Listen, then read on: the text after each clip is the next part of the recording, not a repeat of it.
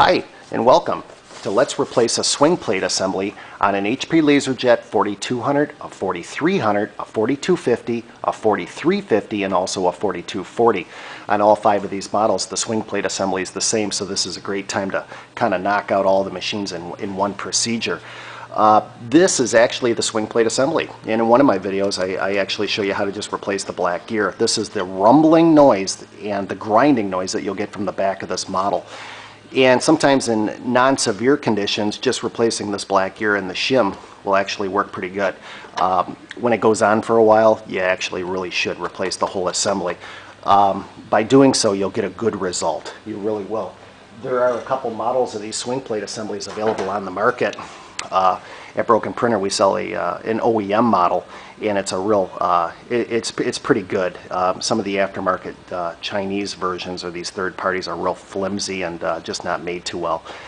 And you'll get a better result with one of these. And then there's also some guys on the market that are selling a metal geared one, which is also really nice. And if you're trying to produce a result that you won't have to do this again, of course I would maybe consider going that route. A little bit more expensive, but again, if you're going to go this far into a procedure, you'll get a great result.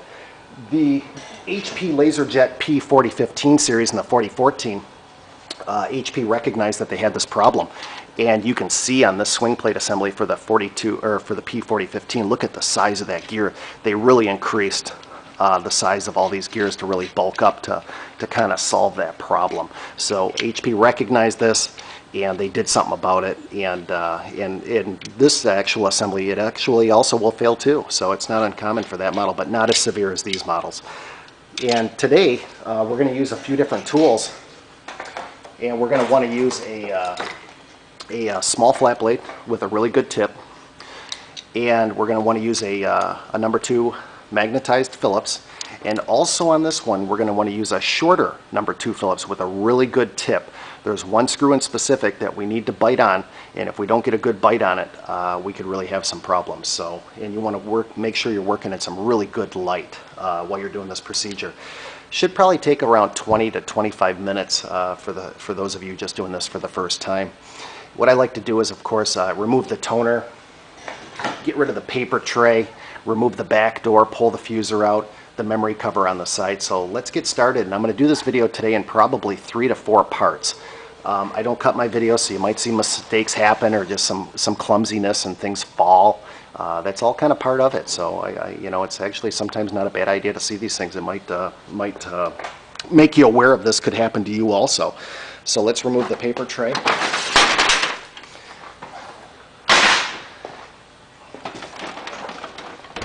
Pull the memory access cover off just by pulling it back. Let's go around to the back of the machine. Let's remove the rear door. And if you have a duplexing assembly, you're going to want to pull that off. Pull the rear door off. Just has a little push clip right on here. And if you're not familiar with that, you could see how to remove a fuser in one of my videos, and I'll show you how to do that. Again, light is everything, so I'm trying to work real close to a good light so I can show you some of these important areas. Let's remove the little dust cover, or the accessory cover. And let's remove the fusing assembly. 2 blue clips, one on the left, one on the right. Real easy, just lift them up and pull the fuser out. And put this to the side carefully. Now let's remove the formatter board. In order to remove the formatter board, I'm going to close up a little bit here, and we're going to be doing a little bit of this today, and see if we can get you in on some of these shots a little bit. There's 2 screws, one on the bottom and one on the top, just 2 screws. Now you're not going to have to worry about, if you're on the network, losing your IP settings or anything like that. The machine will hold them. So let's remove those 2 screws and make yourself some area to put all your screws as you're laying them to the side. Alright. The formatter board will just slide out of its socket. Just slides right out. It's got a little interlock clip right here. So real easy. And at this point in time, if you start looking inside the cavity of the machine, you'll start seeing a lot of buildup of debris, and that's normal. Let's go ahead and remove the little accessory cover up at the top. Just like that, I just pulled it right off, lifted straight up. Okay, at this point in time, we're going to have 4 screws on the lid assembly. We're going to want to remove those.